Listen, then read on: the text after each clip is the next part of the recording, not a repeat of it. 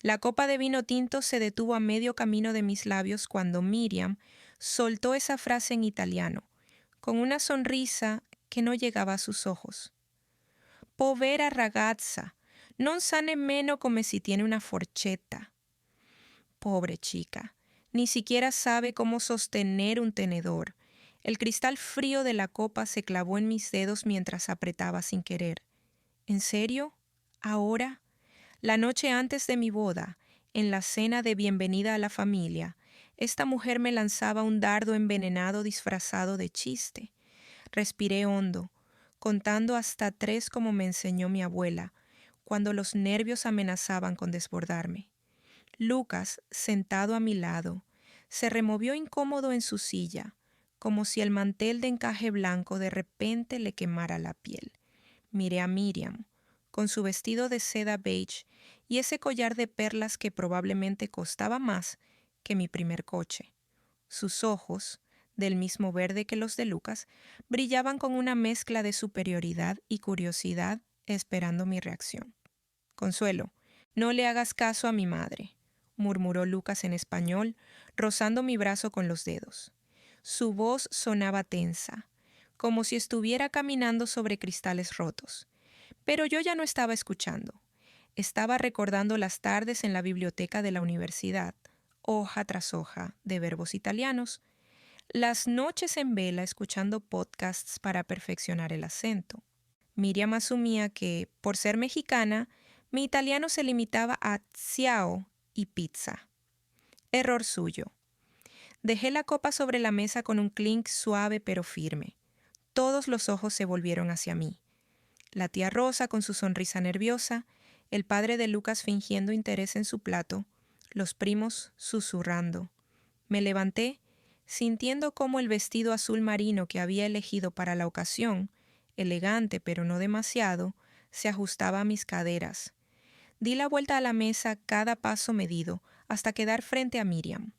Señora Miriam, dije, tomándole la mano con suavidad como si fuera a besarla en señal de respeto. Ella arqueó una ceja sorprendida pero aún sonriendo. Capisco perfectamente el italiano. Entiendo perfectamente el italiano. Eso anche che lei sa che io parlo italiano. Y también sabe que yo hablo italiano. Sus dedos se tensaron bajo los míos, pero no los retirò. Non ho bisogno dei suoi soldi né della sua approvazione. No necesito su dinero ni su aprobación. Más se vuole sapere come si tiene una forchetta, glielo insegno volentieri. Pero si quiere aprender a sostener un tenedor, se lo enseño con gusto. El silencio que siguió fue tan denso que se podía cortar con el cuchillo que Miriam acababa de usar mal. Su sonrisa se desvaneció como azúcar en café caliente. Lucas contuvo el aliento y juré que escuché a uno de los primos ahogar una risa. Consuelo. La voz de Lucas era un susurro cargado de algo que no podía descifrar. ¿Orgullo? ¿Miedo? ¿Ambas cosas? Miriam recuperó la compostura antes que nadie. Retiró su mano con elegancia, como si el gesto hubiera sido idea suya desde el principio. Bene, dijo secamente. Vedo che hai più di un trucco nella manica.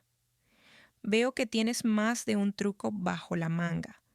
No es un truco, respondí, esta vez en español para que todos entendieran. Es respeto y se gana, no se exige. Me alejé de la mesa, sintiendo el peso de las miradas en mi espalda. No era la escena que había imaginado para la noche antes de mi boda, pero ahí estaba. El corazón me latía con fuerza, pero las manos ya no me temblaban, porque, por primera vez desde que Lucas me presentó a su familia, sentía que estaba exactamente donde debía estar, de pie, firme, sin disculpas. Lucas Chesney alcanzó en el pasillo, fuera del comedor. Su rostro estaba pálido bajo la luz tenue del pasillo. «Consuelo, ¿estás bien?», preguntó pasando una mano por su cabello castaño, desordenándolo. «Estoy perfectamente», dije, aunque en realidad quería gritar, reír y llorar todo a la vez. «Pero necesito aire». Salí al jardín trasero, donde las luces de hadas colgaban como estrellas atrapadas entre los árboles. El aire nocturno olía a jazmín y a tierra mojada. Me apoyé contra la barra de hierro forjado de la terraza, cerrando los ojos. ¿Acababa de arruinar todo? ¿O acababa de salvarme a mí misma? La puerta se abrió detrás de mí, pero no era Lucas. Era Miriam, envuelta en un chal de cachemir, con una copa de vino en la mano. «Un momento», dijo acercándose. Me tendió la copa. «Pace. Paz». La miré, desconfiada. «No es veneno, ¿verdad?», pregunté, solo medio en broma. Ella soltó una risita, un sonido que no le había escuchado antes. «Se fossi voluta liberar mi di te, l'avrei fatto. Si hubiera querido deshacerme de ti, ya lo habría hecho». Tomé la copa y bebí un sorbo. El vino era dulce, con un toque de cereza. «¿Y ahora qué?», pregunté mirando hacia la casa, donde Lucas probablemente estaba preguntándose qué demonios estaba pasando. Miriam suspiró ajustándose el chal. «Ora beviamo». «Ahora bebemos». «E domani ti sposi». «Y mañana te casas». «Ma ricorda una cosa, Consuelo». «Pero recuerda una cosa». «¿Qué cosa?». Sus ojos verdes, tan parecidos a los de Lucas, se clavaron en los míos. «Che io non sono tua nemica», que yo no soy tu enemiga, sí. Sono solo una madre que protege a su figlio. Solo soy una madre que protege a su hijo. ¿Y si él no necesita protección?, repliqué, sintiendo cómo la frustración volvía a burbujear. Ella no respondió de inmediato. En cambio, tomó un sorbo de su propia copa, mirando hacia el jardín. «Allora forse ho sbagliato tutto». Entonces quizá me equivoqué en todo. Y en ese momento supe que la batalla no había terminado, solo estaba comenzando.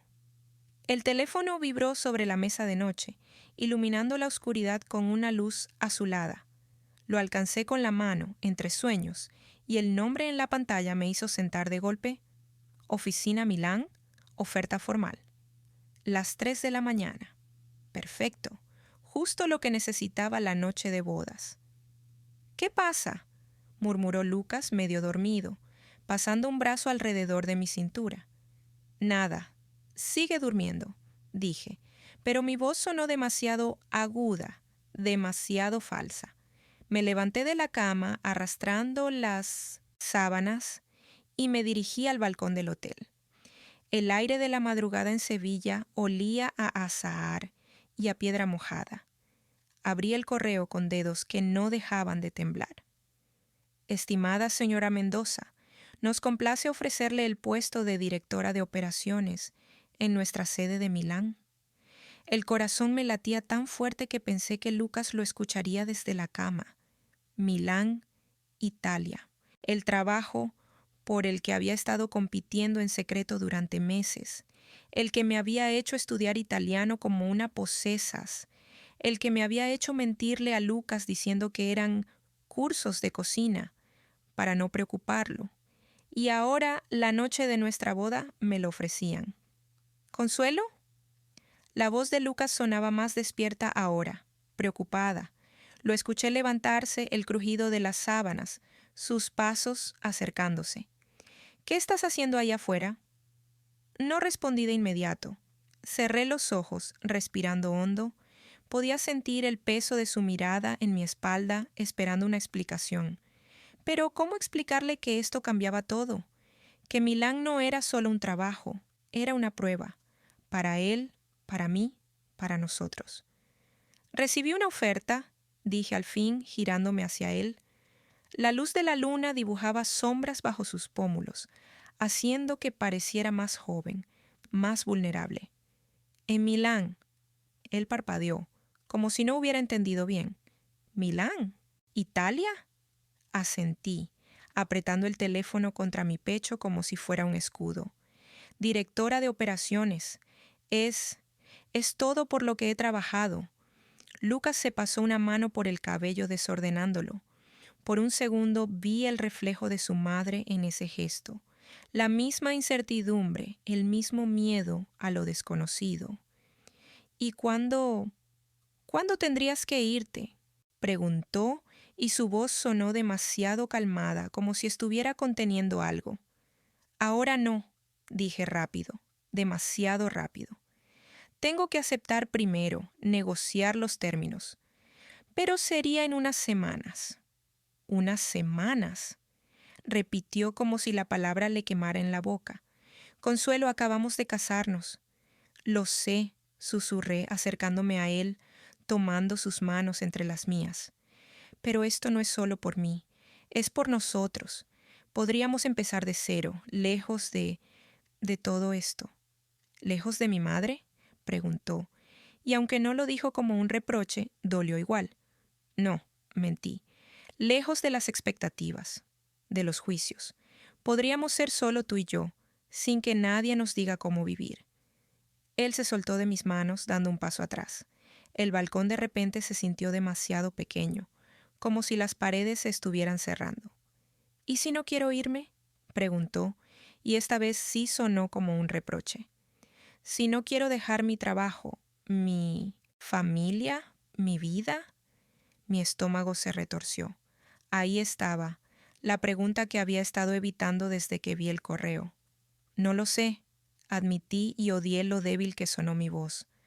Pero necesito que lo pienses, que lo hablemos. Lucas se quedó en silencio, mirando hacia la ciudad dormida. Por un momento pensé que iba a decir algo, a gritar, a llorar, pero solo asintió, una vez, como si estuviera aceptando algo que no podía cambiar.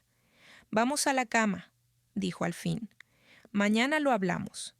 Pero los dos sabíamos que no era solo mañana. Era el resto de nuestras vidas. Me quedé en el balcón un rato más, escuchando el latido de mi corazón, preguntándome si había cometido el error más grande de mi vida, o si por primera vez estaba haciendo lo correcto. Al día siguiente, el desayuno en la suite fue tenso. Lucas evitaba mi mirada, revolviendo su café como si buscara respuestas en el fondo de la taza. Yo fingía interés en el periódico, pero las letras se me borraban. «Mi madre quiere que vayamos a comer», dijo de repente, rompiendo el silencio. «¿Hoy?», pregunté levantando la vista. «Dice que es tradición, que la familia tiene que desayunar junta después de la boda». Cerré los ojos por un segundo. Miriam.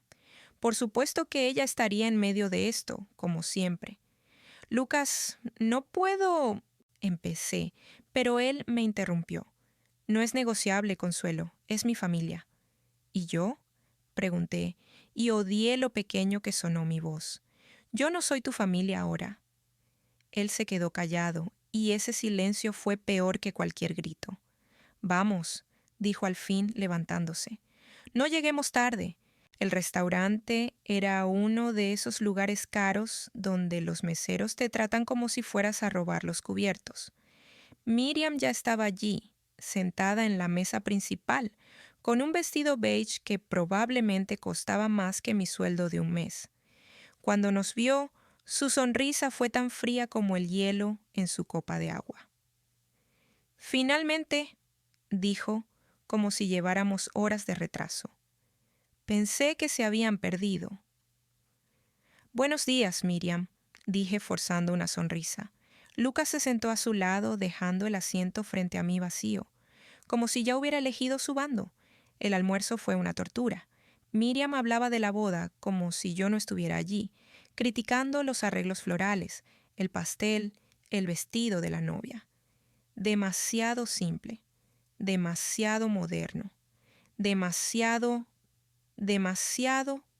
todo. «¿Y tú qué opinas, Consuelo?», preguntó de repente, girándose hacia mí con una sonrisa que no llegaba a sus ojos. «¿No te parece que la boda fue un poco apurada?». Sentí que Lucas se tensaba a su lado, pero no dijo nada. «Fue perfecta», dije manteniendo la voz firme. «Exactamente como la queríamos». Miriam arqueó una ceja como si acabara de decir algo ridículo. «Ven», dijo tomando un sorbo de su vino. «Al menos alguien está contenta». Y entonces, como si el universo hubiera estado esperando el momento perfecto para complicar todo, mi teléfono vibró en el bolso. Lo saqué pensando que sería otro correo de la oficina, pero era un mensaje de mi jefa. Consuelo, necesito tu respuesta hoy. La oferta expira a medianoche. Miriam vio la pantalla antes de que pudiera guardarlo. ¿Milano? Leyó, y su voz se volvió más fría que nunca. ¿Qué cosa está sucediendo? ¿Qué está pasando? Lucas miró el teléfono, luego a mí, luego a su madre, y supe en ese instante que todo estaba a punto de explotar. Nada, dije guardando el teléfono en el bolso. Solo trabajo. Pero Miriam no era tonta. Laboro a Milano, repitió lentamente. Quindi è vero, te ne vai. Así que es verdad, te vas. No me voy a ningún lado, dije, pero sonó como una mentira, incluso para mí. Lucas se levantó de golpe, haciendo que su silla chirriara contra el millagescendo en extinguirlas. Piso. Basta, dijo, y por primera vez en meses su voz sonó firme. Mamá, esto no es asunto tuyo. Consuelo y yo lo resolveremos. Miriam lo miró como si acabara de abofetearla. Lucas, non es ser estúpido, dijo agarra su bolso. Lei ti porterá vía da tutto. Ella te alejará de todo. Y entonces se fue, dejando el restaurante en silencio, dejando a Lucas y a mí solos con la cuenta y una decisión que podría destruirlo todo. Lucas se sentó de nuevo, pasando una mano por su rostro. ¿Vas a aceptar? Preguntó, y esta vez no había rastro de duda en su voz, solo cansancio. Quiero que hablemos de esto, dije tomando su mano. No es una decisión que deba tomar sola. Él asintió, pero sus ojos estaban lejos, como si ya estuviera imaginando una vida sin mí. Y en ese momento supe que, sin importar lo que decidiera, nada volvería a ser igual. El avión aterrizó con un suave golpe en la pista del aeropuerto de Malpensa, y por un momento sentí que mi estómago se quedaba flotando en el aire.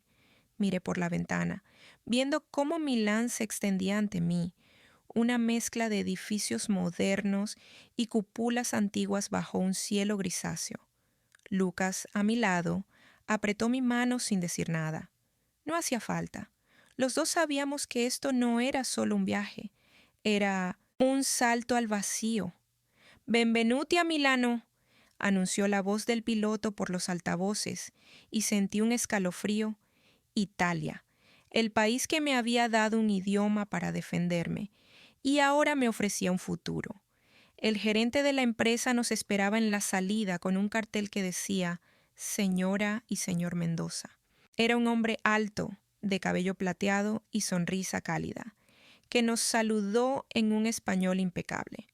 «Soy Matteo Bianchi», dijo, estrechando la mano de Lucas y luego la mía. «Bienvenidos. Espero que el vuelo haya sido agradable». «Grazie, Matteo», respondí, y su sonrisa se ensanchó al escuchar mi acento. «Ah, parla italiano». «Ótimo», exclamó. «Eso hará las cosas más fáciles». Lucas me miró de reojo, y supe lo que estaba pensando. Aquí vamos de nuevo. Pero esta vez no era una batalla, era una oportunidad. El apartamento que la empresa nos había conseguido estaba en el barrio de Navigli, junto a los canales. Era pequeño pero luminoso, con techos altos y ventanas que daban a un patio interior lleno de plantas. Las paredes estaban desnudas, esperando que las llenáramos con nuestras cosas, con nuestra vida. «Es perfecto», dijo Lucas, dejando las maletas en el suelo y abrazándome por la espalda. «Podemos empezar de cero aquí». Asentí, pero, en el fondo, sabía que no era tan simple. Miriam no había hablado con Lucas desde la pelea en el restaurante. Traición, había dicho. Abandono. Y aunque Lucas no lo admitía, podía verlo en sus ojos cada vez que sonaba su teléfono, y él lo ignoraba. La primera semana fue un torbellino. Yo me sumergí en el trabajo, aprendiendo los entresijos de la oficina, conociendo a mi equipo. Lucas, en cambio, se quedó en casa enviando correos electrónicos a sus antiguos colegas, buscando opciones de trabajo remoto. Lo veía en las mañanas sentado en la mesa de la cocina con su laptop, el ceño fruncido, y sabía que algo no estaba bien. ¿Estás seguro de que esto es lo que quieres?, le pregunté una noche, mientras cocinaba pasta en la pequeña cocina. El olor a ajo y albahaca llenaba el apartamento. Él suspiró, dejando el teléfono sobre la mesa. No lo sé, Consuelo. Es solo que extraño mi trabajo, mi vida, mi familia. ¿Y yo? Pregunté, aunque supe que fue un error tan pronto como lo dije. Tú eres mi familia ahora, respondió, pero su voz sonó hueca. Esa noche, mientras él dormía, me senté en el balcón con una manta sobre los hombros y miré las luces de la ciudad. Milán era hermosa, vibrante, llena de posibilidades. Pero sin Lucas, a mi lado, realmente a mi lado, todo se sentía vacío. Al día siguiente, recibí un mensaje de Miriam. Lucas me dijo que estás feliz en Milán. Espero que sea cierto. No era un olivo, pero era algo, le respondí con cuidado. Lo estoy, pero extraño a la familia. Quizá puedan visitarnos pronto. No recibió respuesta. Las semanas pasaron y poco a poco, Milán empezó a sentirse como hogar. Lucas encontró un trabajo remoto con una empresa española y aunque al principio fue difícil, pronto se adaptó. Empezamos a explorar la ciudad juntos, a descubrir cafés escondidos, a aprender a hacer risotto sin quemarlo. Pero había algo que seguía faltando, algo que ninguno de los dos mencionaba. Hasta que una tarde, mientras caminábamos por el Duomo, Lucas se detuvo frente a una tienda de juguetes y miró un osito de peluche con una expresión que no le había visto antes. ¿Qué pasa?, pregunté, siguiendo su mirada. Nada, dijo, demasiado rápido. Pero luego, como si no pudiera contenerlo más, añadió. Pensé en niños, en los nuestros. Mi corazón dio un vuelco. ¿En serio?, pregunté, y supe que mi voz sonaba demasiado esperanzada. Él asintió, mirando el osito como si fuera el futuro. Quiero eso, Consuelo. Contigo, aquí. Pero... ¿Pero qué?, pregunté, aunque ya sabía la respuesta. Pero no quiero que sea otra batalla. No quiero que mi madre nos quite esto también. Tomé su mano, apretándola con fuerza. Entonces no se lo decimos, dije. No aún. Primero construimos nuestra vida, nuestra familia. Y cuando estemos listos, ella tendrá que aceptarlo. Lucas me miró, y por primera vez en meses vi algo en sus ojos que no era duda, sino determinación. Está bien, dijo. Hagámoslo. Y así, entre las calles empedradas de Milán bajo la sombra del Duomo, empezamos a planear nuestro futuro. Uno en el que no había espacio para el miedo, solo para el amor. Y quizá con el tiempo Miriam entendería eso. O quizá no. Pero por primera vez eso no nos importaba, porque estábamos juntos, y eso era suficiente.